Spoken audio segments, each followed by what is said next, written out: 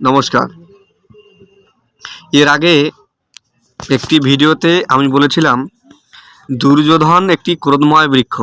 এটি নিয়ে প্রচুর পরিমাণে আমার ফেসবুকে পেজে সাড়া পড়েছে। অনেকজনে কমেন্ট করেছে যে দুর্যোধন নামক মহাবৃক্ষ যদি হয় তাহলে ধর্মময় বৃক্ষকে। চমৎকার। এ বিষয়ে মহাভারতের বলা হচ্ছে যুধিষ্ঠির একটি ধর্মময় প্রশস্ত বৃক্ষ, আর অর্জুন ছিলেন সেই বৃক্ষের স্কন্দ স্বরূপ। ভীম ছিলেন সেই বৃক্ষের শাখা, নকুল এবং সহদেব ছিলেন সেই বৃক্ষের প্রকাশিত ফুল এবং পুষ্প, আর সগুণ ব্রহ্ম ছিলেন ভগবান শ্রীকৃষ্ণ এবং ব্রাহ্মণগণ ছিলেন তাহার মূল। কেন?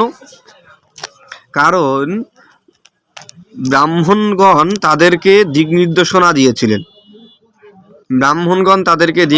ধর্মের দিক নির্দেশনা দিয়েছিলেন, যার কারণে ধর্মরূপী ভগবান শ্রীকৃষ্ণ তার সহায় ছিলেন, যিনি সগুণ পরমব্রহ্ম। এর ফলে সস্পষ্টভাবে পাণ্ডবগণের মধ্যে ধর্মরাজ যুধিষ্ঠির ধর্মময় হয়ে উঠেছিলেন এবং সেই ধর্মময় বৃক্ষের স্কন্দ হয়ে উঠেছিলেন অর্জুন।